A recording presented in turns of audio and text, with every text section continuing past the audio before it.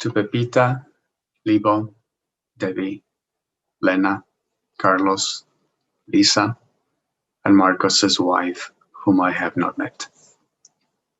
I am writing to you with a heavy heart, with my thoughts and prayers for blessings for all of you.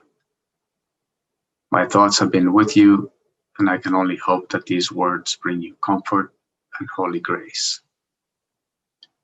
This morning I took a vow of abstinence of food, just like I do it on the day that my son was born, and on the birthday celebrations of my parents.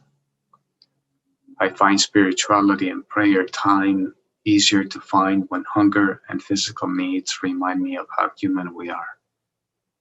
My father would do the same when I was young, and it took me a long time to understand why. Today is Liborio's day in my calendar. From the time that my father and Liborio met, I started to hear many stories about him, his work, his family, and his hardcore dedication to work and duty, as if it was joy. And I heard of his wonderful wife.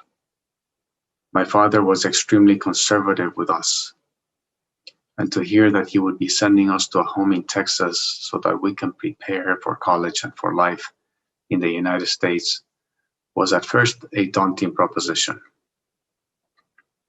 My father must have seen Liborio and Pepita as angels from heaven in order to trust him implicitly and unconditionally with their daughter and son.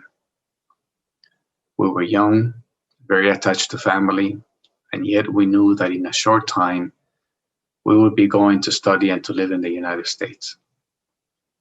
My father took the first step in preparing us for that part of life.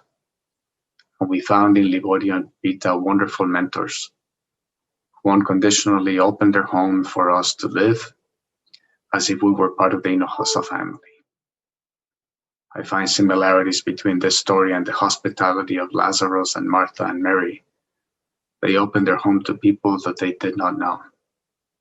Just like the road to Emmaus, where a stranger is invited to enter a home because it was getting dark and the person needed a place to rest in order to continue his journey, whatever that may be. Our stay with the Hinojosas did not go to waste.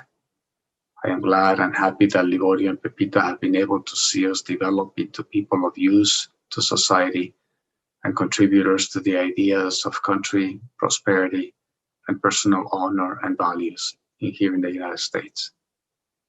I come back to you again with my deepest sense of joy and gratitude.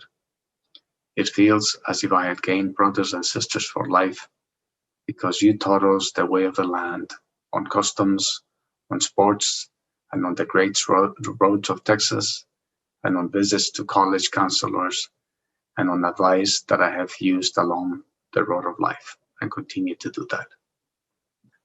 Today, Liborio finds holy rest, the long-awaited rest that all of us down deep yearn for, and the holy place that we as humans sometimes cannot fulfill because we worry too much for our kids and family.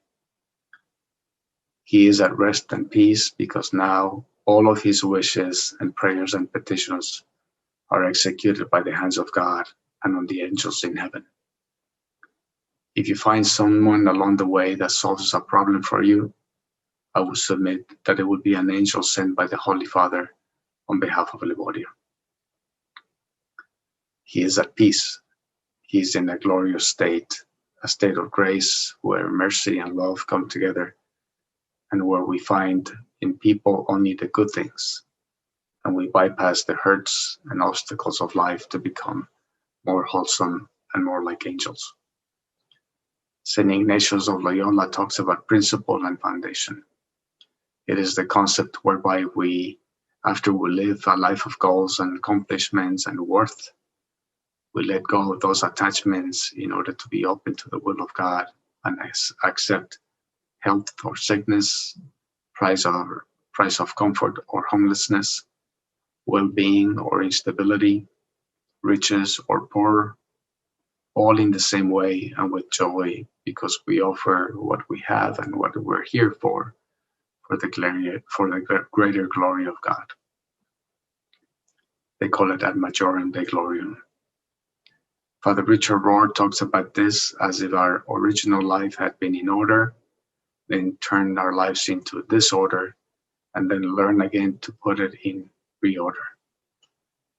We all go through this cycle. The saints did, and I would submit that Liborio did it as well. But the beauty and peace and grace that comes out of principle and foundation and of the reorder is that we become holier, closer to divinity, more loving, and more open to accept a kiss, a hug, and a love from your family. This is the message that I would like to leave you today. Be at peace. Liborio was a good man. I loved him. He had a big heart and embraced life with passion. His life is in order now. He was not much of a touch and feel kind of a person, but thank God that he allowed me to give him a hug and a kiss the last time I saw him. I send you peace and abundant blessings.